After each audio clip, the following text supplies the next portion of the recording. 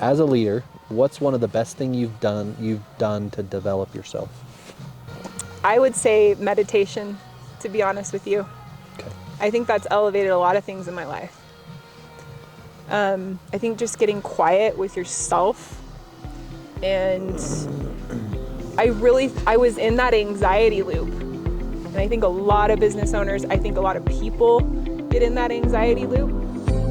And I think once I got out of that loop, it's all the negative loops, right? Anytime you exit a negative loop, you open yourself up to more abundance and more light. And I think that was pivotal in opening up so many parts of my life with more abundance and light.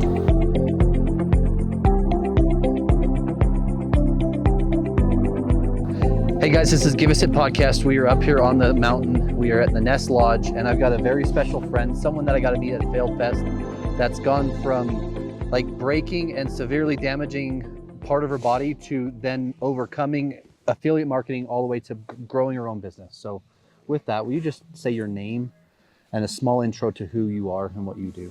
Yeah, my name's Jessica Chase. I own a programmatic marketing company called GetAboveTheFold.com, and we help people grow their business through TV, podcasts, Spotify, and other online marketing. And we just put the right ad in front of the right person at the right time. And the thing I love about it is, we'll get into the marketing side, but I just want to say that coming from the background growing up, I know that your parents got divorced early, but your stepfather was hard labor and your father was entrepreneur, mainly financial focused, right? Yep. So your marketing has the financial focus, but also the hard work focus on both sides. So I just want to tailor that to Get Above the Fold, and also how well you do what you do. But it's cool to see patterns when we go back through stories. So. Yeah, my parents were also teachers.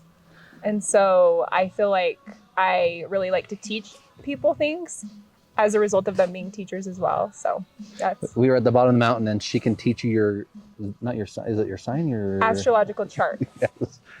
So if you guys want that, she's a great person to know that with. Yeah. I want to go back. I feel like as business owners or leaders, or even in a family, we go through struggles. But early on in life, we both went through a struggle almost at the same age, almost at the exact same time. Yours was on a rollerblade and mine was in a car. Talk through what happened and tell us a little bit about what changed the trajectory of school, because that was pretty, not horrific, but it was pretty bad. Yeah, I do feel like I was like on somewhat of a reckless path as a teenager, and I feel like I was being rebellious and, like teenagers do. And I mean, I was really into basketball and soccer and dance, and I liked school, but I was not like the most academic person. I think school kind of came naturally to me, but I was kind of gravitating towards sports and really loved basketball. I'd tried out for the basketball team at Alta and made it, but then as part of my reckless nature as a teenager, I snuck out one night to go meet someone in the middle of the night. And I was rollerblading, back in the 90s. We all, either did skateboarding or rollerblading. And we were always at classic skating. And, I was doing the half pipes and speed skating down big hills and things. And I think when you're a teenager, you feel like you're invincible. And I was definitely in that mindset. I just felt like, I could do anything and not die. But I snuck out one night, and it was 1 a.m, speed skating down a hill, I was probably going about 30 miles an hour. On rollerblades. Rollerblades. Downhill, yeah. On Wasatch Boulevard, kind of by Hidden Valley Golf Course. And I hit something at the bottom. I'd done that hill so many times during the day, but I never at night. And so I don't know if I hit like a rock or just like probably was tired, And I don't even know what I hit because I blacked out. But when I woke up, I just was like, thought I was in a dream. And I like started smacking myself, and I was like, I don't know. And then I stood up and my leg just started spurting blood. Just like everywhere. And I was like, okay, I'm going to die if I don't like get help. So I tried to army crawl to a house and I'm like, I'm not going to make it. Like, I'm going to die of blood loss if I don't like do something else. So I had a like sweatshirt around my waist and I was like, hey, apply pressure, you know, as we learn. And then I just started like waving my arms on the road. And there was this kid that had like the first cell phone because we had pagers back then. That's all we had. And Yes, luckily, kids, there were pagers. Just kidding. I think he had the first Nokia phone, you know, Yeah. that we played Snake on. But I was like, dial 911, like, I'm dying of blood loss. I think he was in shock and, you know, just like, what the heck? But yeah, he called an ambulance and they showed up and then they transferred me to Altaview. They had no idea how to fix it because my leg was like shattered into a million pieces and I was bleeding everywhere and it was the middle of the night. And I think my dad just got like really worried and he was like, you know, we need to do something. Like, I think he was like praying and he's like, they're not able to fix this. Yeah. So he like demanded that they transfer me somewhere else. They transferred me to Primary Children's. There was this like doctor that had operated on grizzly bears and he'd done this like experimental surgery on grizzly bears. And it's called an external fixator, which is like a halo that has like pins. You know, you've probably seen it around people's head. And then the pins, like I had 2 halos, one here, one here. The pins kind of went in to my leg. And then the bone formed between this halo and this halo. Because your body knows how to heal. Like your bone knows that like it's supposed to connect here and here. Which is like really a miracle if you think about it. Yes. Anyways, so I was basically, I don't remember about 3 to 6 months of my life. You know, I was on a lot of medication. I started high school late. And it definitely changed the trajectory of my life because I was going from like probably playing on this basketball team at Alta to now, you know, just trying to heal and kind of figure out who am I as this new person. I do feel it was like a near-death experience. And I feel like it was like a spiritual awakening. Yeah. And I felt just like a totally different person. Like I felt that God like kept me here for a reason. Yeah. And that I didn't really know what that reason was, but I knew that I felt like more light energy within myself. And then I was just like, I think I just, as you do, you kind of align with new energy. And I, you know, found a love of writing and I became the editor-in-chief of the newspaper and then just really started having a passion for service. So I was like in the leadership of the community service club and things like that. So I think I went from like a very reckless path to a more responsible path in a lot of ways. And, I mean, I think that, like I said, I feel like God kept me here for a reason. And I felt that even from a young age, like at 15, I was like meant to be here for something, you know? And I'm happy that it aligned me with journalism because I ended up being the editor of the paper at Westminster College. And, you know, I wanted to be a journalist for a long time, but then it kind of helped me get into my marketing career, which is what I've been in for 20 plus years. And so it's just funny, like where life takes you and how it aligns you. And I know that you had kind of was it a near-death experience at the same age or? Yeah, I mean, it was different in some ways, but there was a car accident, 65, and I was stopped. So broke my back and almost paralyzed. And same thing, I was in sports. But the thing that I remember saying to me, and as a mother, you understand with your 3 kids, like how your mom or dad felt in that moment. Right? Oh gosh. But the perspective of like, I believe change happens when things are hard or something happens, right? And that's when growth happens. And it took me a while for me to realize that for business because I smited God. I was mad at the world. Like I golfed, basketball, and baseball.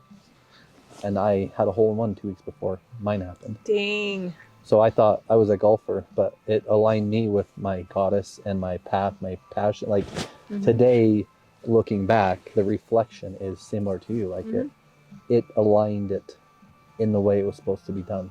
Yeah. So I just thought it was interesting. And what do you tell someone, maybe that's not at an accident point, like they physically hurt their body, but in business today, because you're a business owner, and they're going through a similar pain. It's maybe not a physical pain, but it's a mental strain or cash flow or something. What do you tell someone that maybe you learned from that experience? I definitely think when you go through hard things, you develop this like scar tissue. Like we met at Failed Fest. Yep. That is like a metaphor for my life. I feel like I've just like constantly like hit a challenge, kind of transmuted it into good energy, moved on, hit another challenge, you know, really tried to process the pain of the challenge though. Like I do feel like I'm resilient in the fact that I can fail and then heal quick and then move on. And I think that that makes you very resilient. And I understand a lot of people can't do that. And it's taken a lot of practice. And I think how I find the ability to like get through failures is just, I mean, I do a lot of meditation. Yes, like, I mean, do. I meditate like 40 minutes a day, and I do a lot of gratitude journaling, which you and I have connected on. And I think when you keep things in perspective and you're like, you know, not everything's going great, but there's so much to be grateful for. Yeah. It helps you move on quickly because you're like, well, yeah, there may be something that's not working, but I have so much to be grateful for. And you kind of take that positive energy and it helps move you into alignment. It helps move you in the right direction. It keeps your mindset in the right place. Yeah. And I've just learned over time, like, not to live in that like bad place, in that pity party place, because like that doesn't do anyone any good. And now I want to flip the role because I don't get this chance to do it very often, but I want to say now as a parent and as a business owner and say this is, I'm going to knock on wood if there was wood around here, but it was your daughter going through this challenge, this thing, not the same thing, but something similar. Do you let her fail and grow from it, or do you protect her and enable her to not change through it? What do you do as a business owner? As a business owner or a parent? Both, because I mean, it's you get it from this perspective of an owner and as a mother. Yeah. Your job's to protect your kids, right? Yeah, I think when we were kids, our parents didn't, I mean, they let us do everything on our own. Like we were forced to fail. Yeah. We were forced to scrape our knee and then realize that we could heal. And I think one thing that I've gotten caught up in as a parent is being a little bit of a helicopter parent, because my parents were so hands-off. And I think that I got in this mode of like, you know, I can protect them and all these things, but you know, I've read so many books about how that's not good for your kids. Like you have to let them fail, and like you have to let them scrape their knee. And so I started, like, as I read those books, just opening myself up to like my son, you know, going to scout camp for a week. Yeah. And like me not being there and not knowing what's happening. And, you know, he ended up freaking sleeping on a table because he was scared of the tent with the spiders. And he slept on a table for a week. And like, that was probably really good for him. Yeah. To just not have mom there. Yeah. And realize that he could still come out of it and be a resilient human being. And like, so I've been trying to be more hands-off, but my daughter has dyslexia. You know, it's very challenging as a parent to understand that your child just doesn't learn the same as other kids. And she has a memory issue where she needs 100 repetitions to memorize something, whereas the average person only needs 3 repetitions. So she needs 100 reps on every sight word. She needs 100 reps on every multiplication fact. And so that takes a lot of patience as a parent. Yes. It takes a lot of patience with her teachers. It takes a lot of patience for her. And I've seen her like go through the hard parts of failure, which is so hard. Like she gets papers that come home that are like 2 out of 10. Yeah. And so it's really just a matter of teaching her, like, we do affirmations every day. You know, I'm smart, I'm capable. Did you hear that? Just say that one more time. Every parent should do this with their children. Yeah, we do affirmations every day. I think you do this with your family. Yeah. Your kids. But it's just like, it's okay to be different. So it's like, you know, I'm smart, I'm capable, I'm brave, I'm beautiful. And I think, like, I make them stare in the mirror too. And just like tell themselves, because I think it's so hard to be a kid these days. And then to have, you know, a memory issue on top of all of that. It's just important. And I think even as adults, we should do that. Like, we need to stare ourselves in the eye in the mirror and be like, I love you. Like, you're capable. Yeah. Because I think the world is so hard and isolating right now. And I think we've gotten to a point where everybody's on social media and they're just like seeing all the fake, not the fake, but they see the best in everybody, and they don't see the hard parts. And there's still all these hard parts. And it's important to like know that they still exist. And I just have noticed that there's a lot of like lack of self-love. And I think if we all like stare ourselves in the mirror and in our eyes and like tell ourselves that we love ourselves more, and we build our self-love, like, then that allows us to love other people more. It allows us to love our kids more. Yeah. And then that's like a collective thing where then the world starts loving themselves more, you know? And I agree. I say it because I think it's very truthful that employees are great and they're hard at times, but they live the same reality we live. Mm-hmm. We feel the same way at times. We go through all of the struggles, but sometimes they only see the good. Mm-hmm. And then as parents, we try and protect. My job is to protect and provide. Mm-hmm. My 100, sometimes to protect against myself anyway, right? Mm-hmm. But what's important to me is that we are teaching our children and our employees at the same time.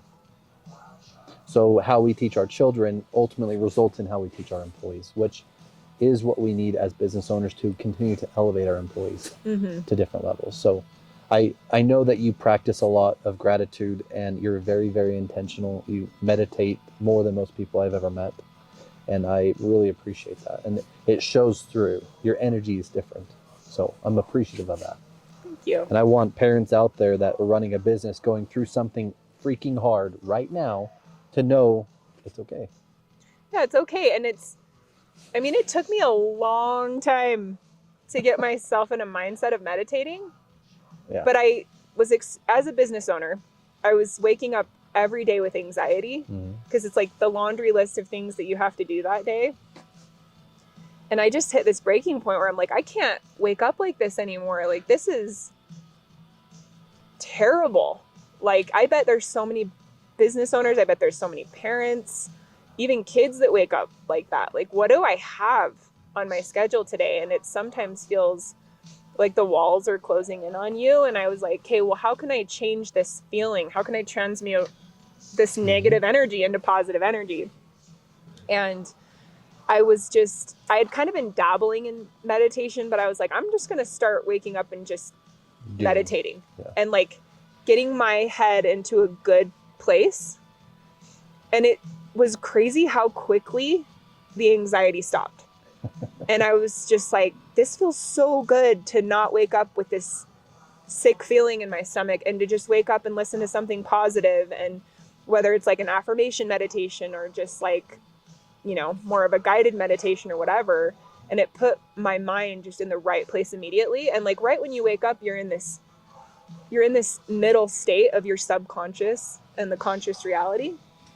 So it's the perfect time to meditate. And it allows you to just connect with like your soul team and your purpose and your, you know, why you're here. Yeah. And so I was so grateful that I just decided to make a change. And it was hard at first, but now it's just like a habit, like, you know, habit stacking. It's like you stack meditation, then you stack affirmations, and then you stack gratitude. Yep. And then you stack getting in nature for 10 minutes a day and touching grass, you know? And then all of a sudden your life starts changing for the better. Yeah. And it's beautiful. Yeah. And we're here to talk a lot about life and business, so this is great. And I just want to say, when you get to know Jessica, not just get above the fold, the marketing, you care deeply, but you're also very, very, very intentional. And I wanted people to hear that from you, because it's different as a business owner to just talk to a marketing person versus someone who does and practices something daily. Mm-hmm. That has the financial background from, say, dad, hard work from dad, right? Mm-hmm. Gone through hardship at a young age, because most kids haven't gone, not most, but a lot of people haven't gone through hard. Mm-hmm. And they're in their 20s, and maybe they're going through what they categorize hard to be today, right? Mm-hmm. But it's cool to me that I get to see patterns in you that would make me want to work with you and your company. Yeah. So. Well, I remember like when I was a kid, I was always like, oh, I haven't broken a leg yet. I haven't broken any bones yet. I think kids say that. They're like 18, I haven't broken anything yet. But like, I think it's interesting that you say like that I've had those experiences that kind of have made me who I am, because breaking a bone, or like in metaphorically in business or in life, it actually makes you stronger. Yep. And, you know, I had a really freaking hard childhood. Like, I was on my own. And a lot of times my mom's, you know, siblings and, you know, people in my life will be like, why are your kids such achievers? Because all of my siblings are achievers. Like, my brother's a surgeon. My other brother's like an insanely good salesperson. You know, my other brother's an electrical engineer. And so I think they're like, well, what is the common theme? And I mean, I think it was, I hate to say it, but just kind of being on our own and just having to be resilient and figuring things out on our own. Yeah. And I think a lot of parents today don't let their kids do that enough. But that's how you learn. You break a bone, you learn. And I was telling my daughters, our princesses are around the same age. They're roughly months apart, arguably, right? And your son's older than my two, but my daughter came home and she was saying, hey, this friend,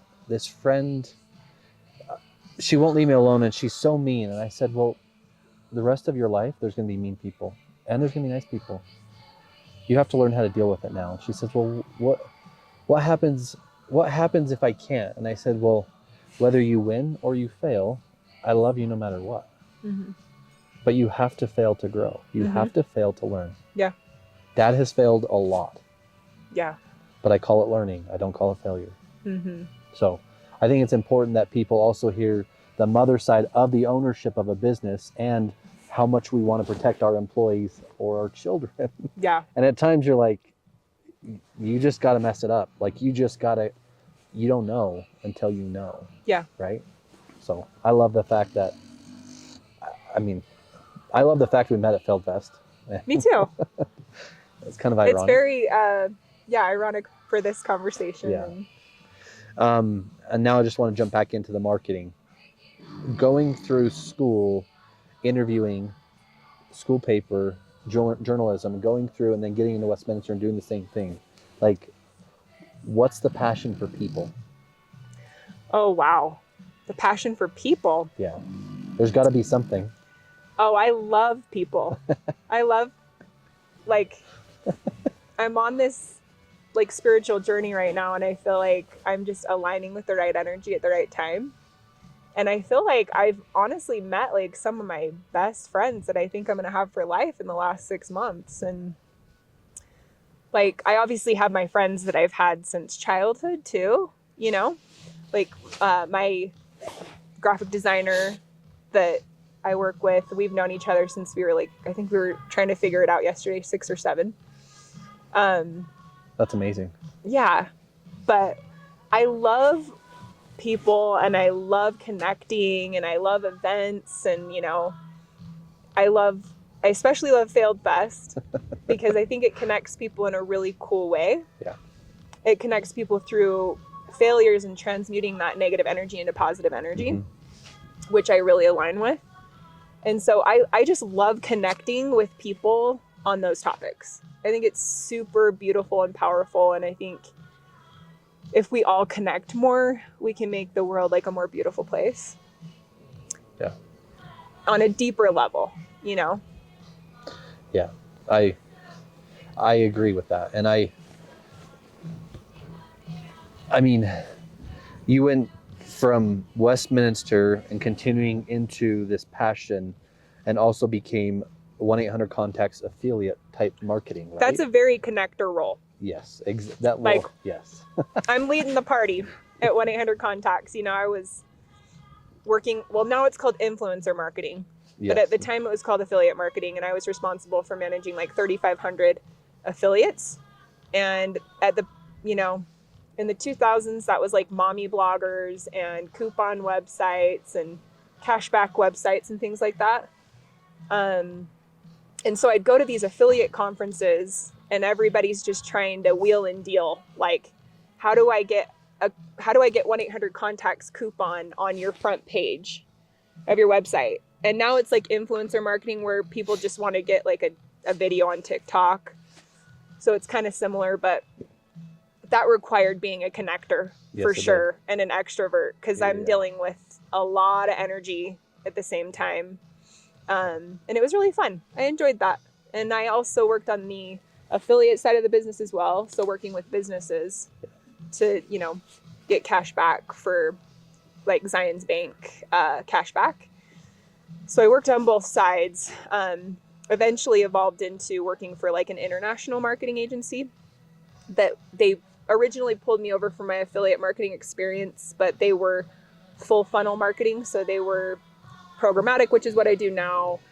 They were affiliate, they were paid search, and then they were social. And then they had a multi-touch attribution tool, which would help people understand, like, I have a $150,000 a month budget. Where do I put that optimally from the top, middle, bottom funnel to drive growth for my business and to gain market share? And so that was really fun to learn. Just how people can, you know, balance out their budgets across the funnel and not put everything into Google. That's what everybody wants to do. Well, let's talk about that a little, because now it's got my brain intrigued. So again, we're around the same age, if not identical, same year, I think. But we both lived through Y2K. We both lived through Yellow Pages. We both lived through internet and all of this growing. And now today it's social media, it's AI, it's all of these things. So what differences or similarities do you see between then and now? Do you see any? I mean, the affiliate thing's similar, but it's expanded, right? Because now it's influencer marketing. It can be AI influencer marketing. Like it's all sorts of things, right? Like if you think about TikTok, there's like thousands of potential content creators that can be promoting your brand. And like from an e-commerce perspective, that's like a no-brainer. You know, you've got all these moms that want to promote something on their TikTok to have some kind of like job from home. Yeah. And so they want to promote like TikTok shop. And so that's a similarity. I would say Google has basically had a monopoly on marketing for the last 20 years, you know, and they built a reporting platform around themselves to make themselves look good. And it's been very genius what they've done. But I think they're finally getting competition, which I'm excited to see personally.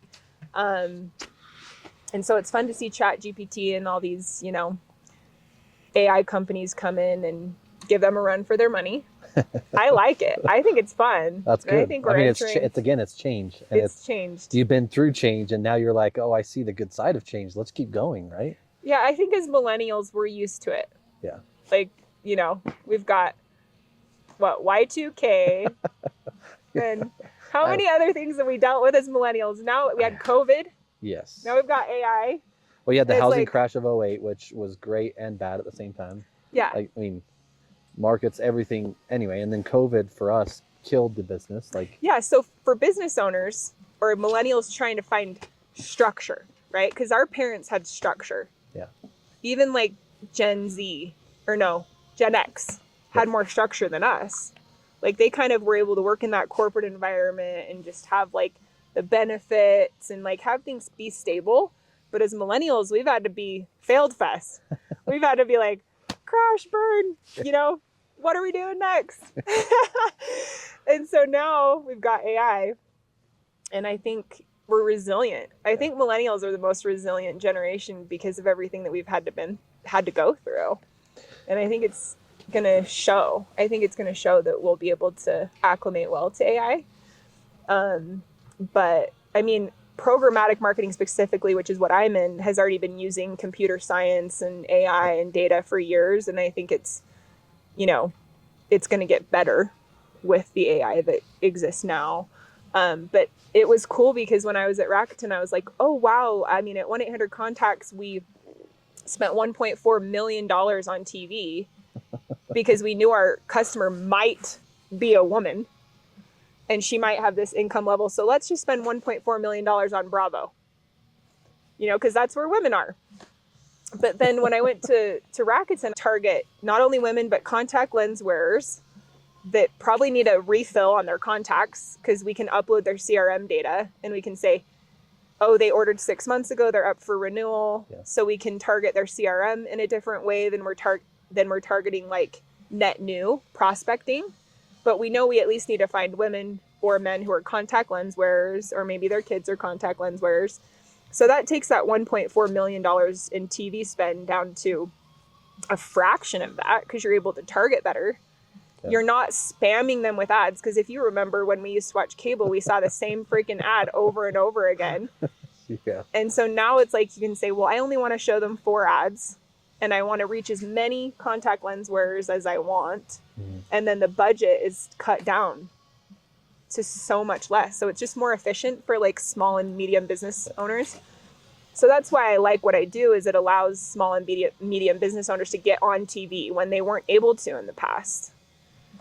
And when they didn't have the budgets, they didn't have the millions of dollars. Now it's like you can get on TV for $5,000 a month. Yeah. And you're really targeted towards your audience, you know? And there's 2 places I want to go. In our leadership meeting yesterday, we watched a video and it was talking about Google specifically and how they give 80-20. They give their employees the 20% of their work life to figure out cool new ideas, create. And that's where some of Google's best achievements, 50% of their achievements have come from that 20% of the time that they just allotted for their team members to create whatever they wanted, mm-hmm. Which I thought was really cool. But also on that same subject, a small business today that's not using a CRM, that's not finding the true data of what's working, what's not working, what do you tell them and their sales team today? Oh, wow. I mean, small business 101 would be, there's a lot of things you can focus on, but from a marketing perspective and understanding your customer perspective, it's really important to, first of all, have a CRM. Be tracking things that are really valuable, right? And it's hard to get your salespeople to update the CRM. Yes. It's hard to get anyone to update the CRM, but it is so valuable. The data is so valuable. So it's like, I work with this plumbing client, you know, HVAC client. They need to update their CRM to say, well, when did somebody, you know, last work with us? How old is their home?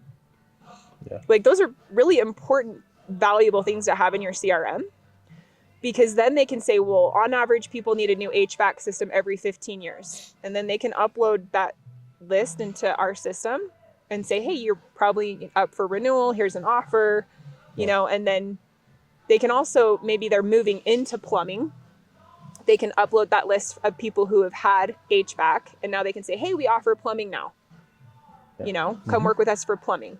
Yeah. They're already engaged customers. They already have worked with them before. They have a good reputation with them. So it's like, that's kind of really low hanging fruit.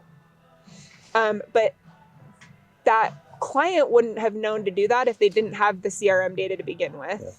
And then you also need to do a lot of work on like, well, who is my customer? Yeah. They obviously have to own a home. You know, it would be nice to talk to the primary, person in the home, mm-hmm. you know?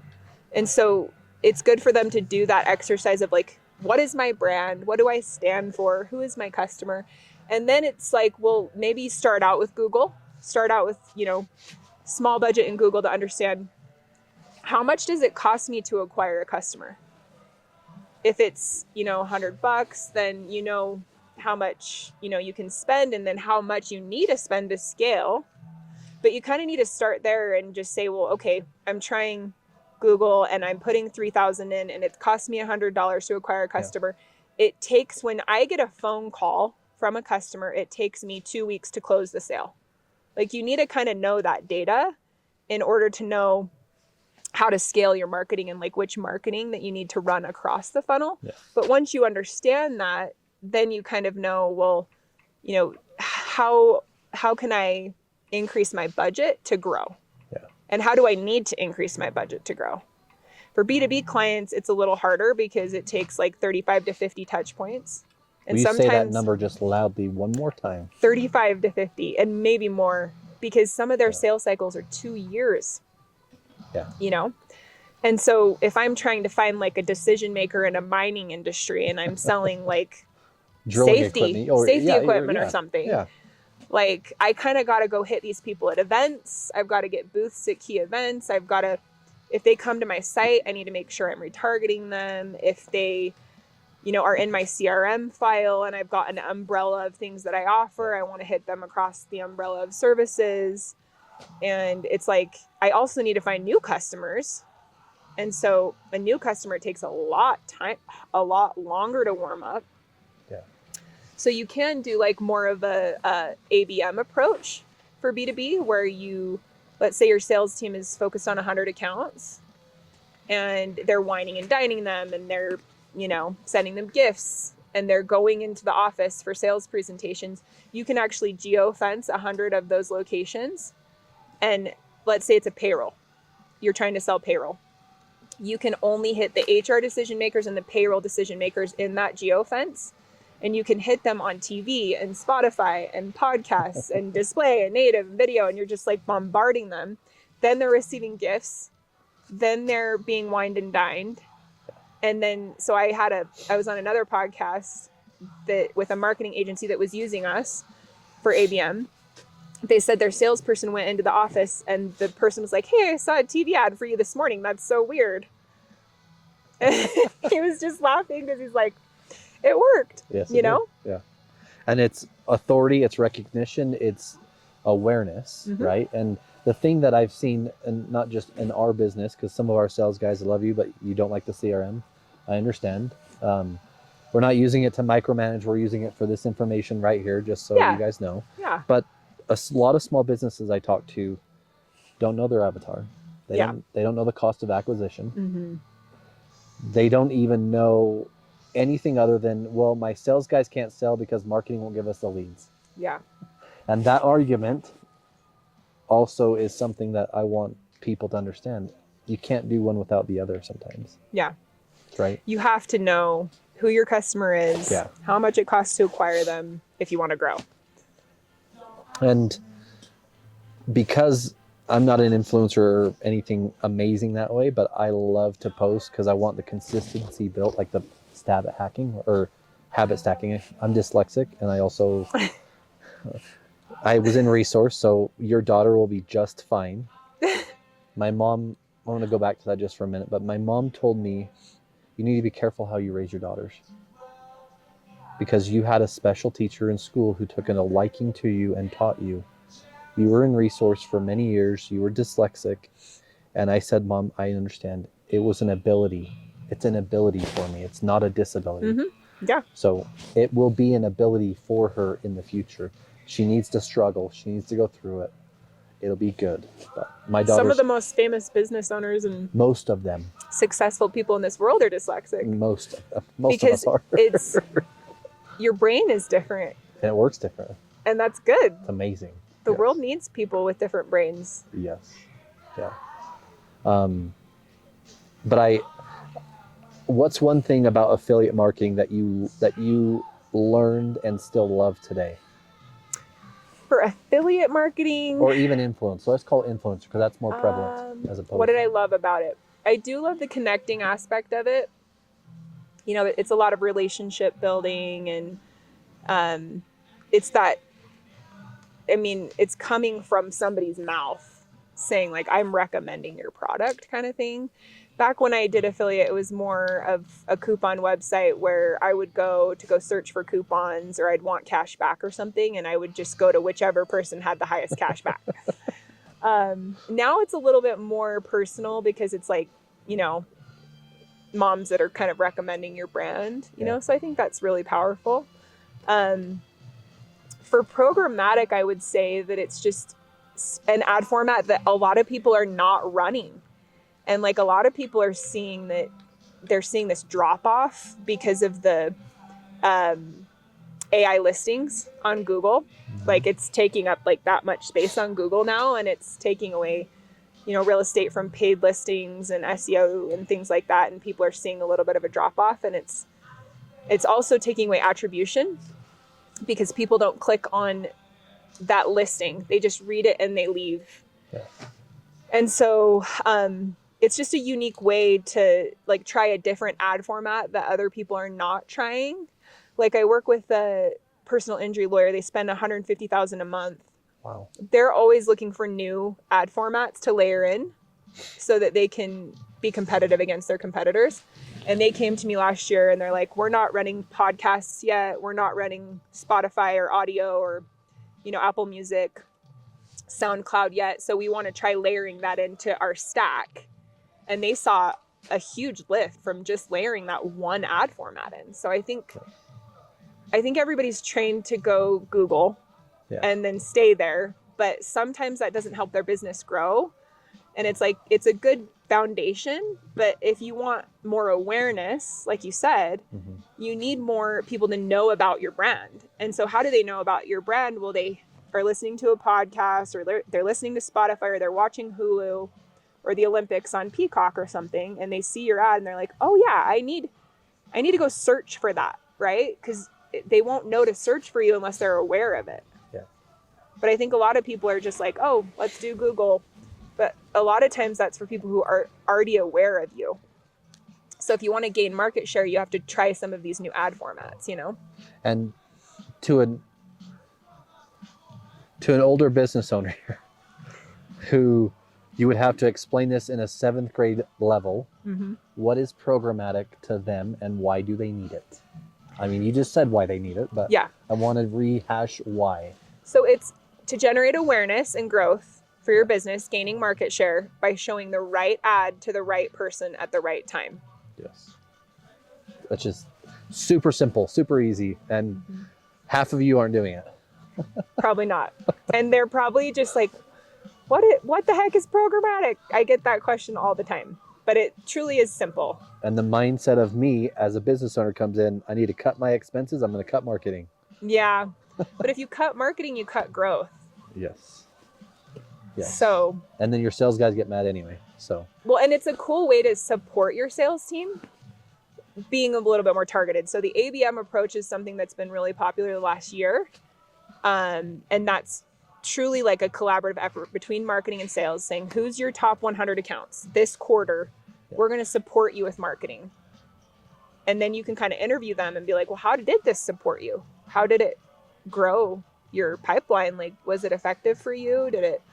When you went into the conversations, did they already know who we were? Yeah. And was that helpful, you know? Yeah. And I was telling Alex, like, we're working on dialing ours in even more and kind of going through the growth of the company. But a lot more people are saying, hey, I'm seeing your ad and I'm starting to sit straight. I'm like, well, it's just a post. It wasn't an ad. Like, can you imagine? It worked, right? But the awareness side of it. And then the other thing too is with AI or the internet today, right?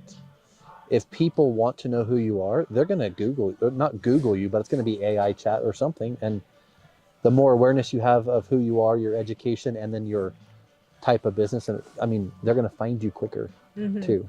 Yeah. So they're going to still do their due diligence, right? And your marketing aspect of programmatic or whatever just brings more awareness to it. So, yeah. What's the ideal business for you with Get Above the Fold? So it's people who are looking to target really niche audiences, or like, for example, you know, a personal injury lawyer who's looking, like, for personal injury specifically, it's $1,000 per click on Google. Wow. $1,000. That's why they are on all the billboards on the freeway. That's why you see every single billboard as a personal injury lawyer, because even though billboards are expensive, they're less expensive for lawyers. So we can get their cost per click down to $4 to $6 from 1,000. Wow. So people who may have issues with Google, like med spas, they run into a lot of issues because they are like in the health industry. So a lot of times Google will just turn them off. And so people who keep getting turned off on Google, or people who are looking to just target really niche audiences, or, you know, B2B where they need that 30 to 50 touch point thing and they need to hit them across every single touch point, you know, to get their eyeballs. They want to do that ABM approach where they're like, we really want to hit these 100 companies really, really hard. Also just like payroll companies, they were able to target, you know, those decision makers really easily and well. But honestly, anyone who's like really figured out Google, they understand who their customer is. Maybe they're kind of hitting this point where they're not growing as much as they want to, but they've had success in Google. They know their cost per lead or cost per acquisition. They're looking to pour fire or gasoline on the fire, right? Yeah. They're ready to just go into like stealth mode. That's a good point to layer TV in, because you're going to get more eyeballs, which means you're going to grow searches, you're going to grow paid search, you're going to grow SEO, you're going to grow direct traffic, and you're going to create that flywheel effect of, you know, getting the right people in the funnel, getting new people in the funnel, and then converting them. Yeah. Does that make sense? Yeah, I mean, it does make a lot of sense to me, and I'm still learning. Alex is over marketing. She's the one that teaches me a lot. But the thing I want to do for you is we're going to be $7-8 million gross this year as a business, which is amazing. Congratulations. That is amazing. But say that you and I get in an elevator and we don't know each other like we know each other. What 2 questions can you ask me to get my mind thinking that I need your service? What would be a question or 2 questions you could ask me? Well, what are your growth goals for the year? Okay. For our business? Yeah. We want to hit 8 million gross. We want our profitability to be to 10%. And what were you last year? Negative profitability. Okay. And we were 5.9. So you want to grow $3 million this year? Yes. Well, and yes, that's what we want. What are you doing to grow your business from 5.6 to 8? What's your strategy? Well, that's a great question. I should let Alex be on this one. See, we're on the elevator. I'm asking you these questions. Because I'm not a bullshitter, I don't want to say that we have great strategies, but we have some strategies built in that we're working out through the SEO side. Also with our podcast, bringing in a collection of people and growing our awareness in our audience, right? Yeah. Growing our network. Our salesmen are doing a better job of connecting and building relationships and outreaching to their existing, which is something we never did. Following up on our CRM to go through what works, what doesn't work, and who we've touched, who we haven't touched, right? And rebuilding that pipeline, because that's something we've never done. We're a year into a CRM as a company. Oh, wow. See that face right there, guys? I'm proud of you for doing it, though. Well, there's a lot of hesitation, not from me. But you started it. Yes. That's the point. Yes. And our team doesn't like it all the time either.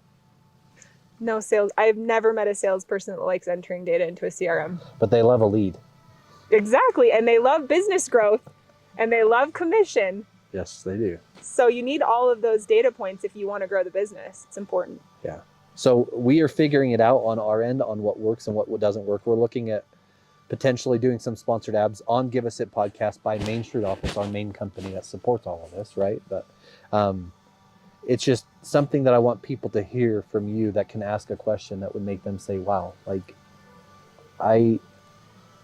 You probably need a marketing strategy. Yes. If you want to grow $3 million in a year, you're probably going to need a marketing strategy. Yes. What that is, it can be a lot of different things, but I mean, you're going to have to probably test and learn a lot. Yeah, which is where we're at. We're testing and learning. So we're figuring what's working, what's not working. And within the market changed. COVID to today, every year is different. Back to office, remote work, there's so many things for the business that we are testing. And That's great. We didn't have the data before. So. It's all about data. It's all about testing. Did it work? Yes, keep going.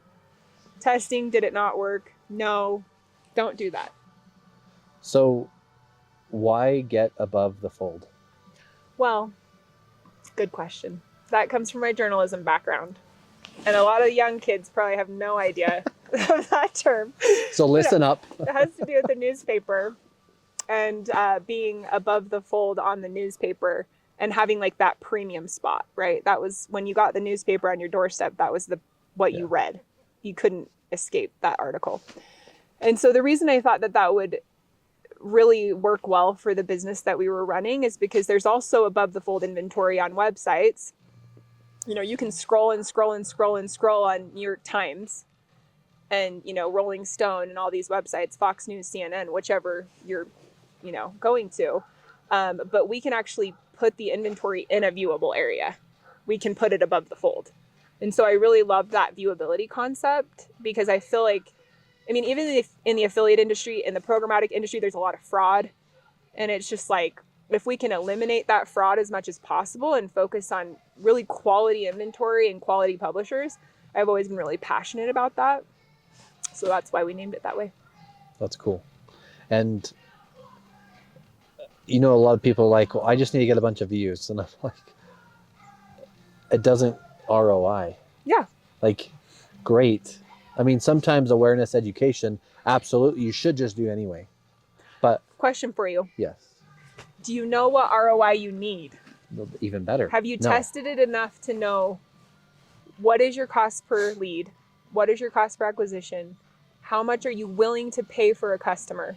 Because if you get to that point, then you can back into that in a lot of ways using AI, using, you know, all the algorithms out there. But you need to test enough to know that answer. Otherwise, you'll never get to a place of profitability with your marketing. Yeah. And that does take testing. It does take testing. It does take time. And it takes a CRM, it takes QuickBooks, and it takes a marketing side of the business. Like, I mean, it's crazy to understand. Because sales are like, well, we just didn't get that. We just didn't get the job. Well, why didn't you get it? And it still cost us money. Yeah. It wasn't free, right? Mm-hmm. But, I mean, there's so many things that go into marketing that I just wanted you to explain that, I mean, you've already explained, right? Well, if you don't know your cost per lead, yes, then you could just go to a company and be like, oh, I'm giving you $3,000 and I have no goal. I mean, and then it's gonna go in the toilet real quick. But if you go to a marketing company and you're like, hey, I've done some research and I've, you know, tried Google. I know it costs me $100 to acquire a customer. Can you back into that? That sets you up for way more success because you're like, I know my customer and I also know the persona is this, this, and this. Yeah. So I know my cost per lead is 100. I know my customer is this. So how much would that set you up more for success than not knowing that data? So much. And I run into a lot of people that don't even have a website and then they call me and they're like, I want to run ads. And I'm like, where are they going to go? Like, you need a website. You need a phone number. You know, you need a little bit of testing phase to understand who is my customer, how much does it cost? And then you can press on the gas. What do you tell someone that says, hey, I'm all word of mouth? Well, I mean, I think partnership strategies can work well. Yes. Like we have a ton of partners and like we work with a lot of paid search, SEO, branding, website agencies that are just like, we don't want to handle what you do. We don't understand programmatic advertising. We just want a programmatic vendor that we can white label and or that we can put on as an extension of our team on the call. So I think partnerships and like word of mouth can be really powerful. But I think, I mean, can that be your whole strategy? It depends on your business. Yeah. Like if you are in stealth mode, like you're in right now, you want to grow $3 million. Well, we are. We're not wanting. I honestly don't know if you'll be able to achieve that without paid advertising. Unless like, I don't know, maybe you have a video that goes viral or something. I don't know, maybe you have a stellar sales team that, you know, can upsell a lot, but guys, I think you're going to have net new customers to grow that much. And that's a challenge, just so you guys know. We are at a little over 2 million for the year. So we are on track to do it. Nice. But congratulations. We are going to do it. So, thank you. It's not me, it's our team, right? And it comes back into the ability to understand the data. Yeah. Right? and salesmen will push back against it. And if you don't have the right SEO company that helps you track it, or a marketing company that works with them, or some sort of partnership in growth, like relationship building or word of mouth, like those strategies are all different strategies. Each one has its place, has its time, and it could be something that you want to pull money out of and go back over here. Right? So you have to be agile as a business owner. And I asked this question, and I'm curious on the answer. How important is it for you today to have a spouse on board with business ownership? Very. I mean, I'm a mom. We've got billions of activities going on with the kids. To not have a spouse on board with what you're doing, it would not work. Because, I mean, some weeks you're burning the candle at both ends, and, you know, some weeks I do have a little bit more flexibility, but you have to be on the same page with, like, life, not only with just work, but, like, what is our schedule as a whole? You know, what is our structure as a whole? Like, work is just part of that. Business ownership is just part of that. Yeah. And I think we align in a lot of different ways. Your husband, Scott, owns a business. My wife, Sarah, owns a business. And we both own businesses. And I think it's fair to say you do more with your kids than your husband does, but maybe he works more physical hours in some ways, right? So there's a trade-off. And that's why I say for anyone watching is business ownership isn't easy. Oh, no. No, but I think, I mean, if you really want to learn a lot, jump in with both feet. Don't put a toe, don't put your foot, just jump. For the right person, it's actually quite a beautiful thing. Yes. But it's not for the faint of heart, you know? Yeah. And it requires being resilient for sure. And say that you were starting your business today, and maybe your goal is to hit 1 million gross, and you just got a website and you have 0 things in marketing. What would the first thing you would do to help grow your business if you were just starting out? For my business partnerships, you know, it's been pivotal just because you say you have an SEO company. A lot of SEO companies, they get to a point where maybe they're doing like local services ads and they're not seeing the scale that they need, like in certain zip codes, and they need more lift, like they need more eyeballs. So those SEO companies will call like, hey, we need to turn TV ads on because we're not getting enough lift in this area. You know, that's pivotal for me because, I mean, I align so well with other marketing agencies, and they align well with mine too. Like the person who called me, they didn't have a website. Like, hey, website company, here's a perfect lead for you, right? And by the way, it needs to look like this and it needs to work like this so I can get the data. Yeah. And so it's that like reciprocal, you know, positive karma situation that helps grow the business. So, is there anything else I can ask you? Like any other question you want to highlight about your business? Like, I think you've done a hell of a job, honestly. I think we've hit most of it. What does success look like for Get Above the Fold? Success looks like our clients' businesses growing. Like that's why we're in this, right? We want our clients' businesses to grow, and through that, our business to grow, right? Like it's that positive reciprocal thing where, you know, it's that flywheel effect for both of us. We've had clients for 5 years that have continually increased their budgets 15% year after year after year. They may have a 2-year sales cycle, but they're seeing that continued growth. So they're going to keep increasing their budget year after year after year. That's like ideal because like both of us are growing. We have this amazing relationship and that's plus the dream. You invest in them, you get to know them, it's easier to work with them, right? Yeah. What is the difference between motivation and discipline to you? Motivation is discipline. Motivation. Ooh, that's a good question. Have to have like a positive mental attitude to have motivation, or you have to have, I have more motivation when that's a really good question, huh? You stumped me on that I'm not one. gonna say I stumped you. Okay, then let me ask it a different way. Motivation or purpose?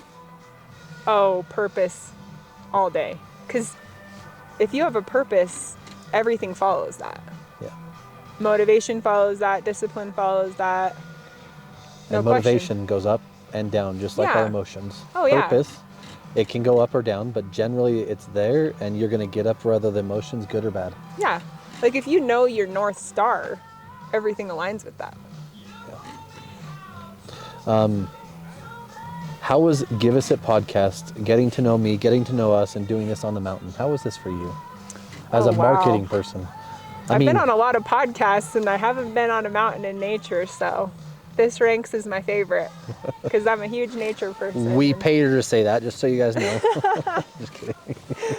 It's absolutely beautiful up here, and just really grateful for the conversation. I'm grateful for our friendship. Good, me too. I am too. Guys, this is Give Us It podcast. You may have missed your chance to be up here on this mountain, but reach out and try to understand your marketing so that you can reach out and talk to Jessica, or at least understand what you need to do to grow your business. Thanks, guys.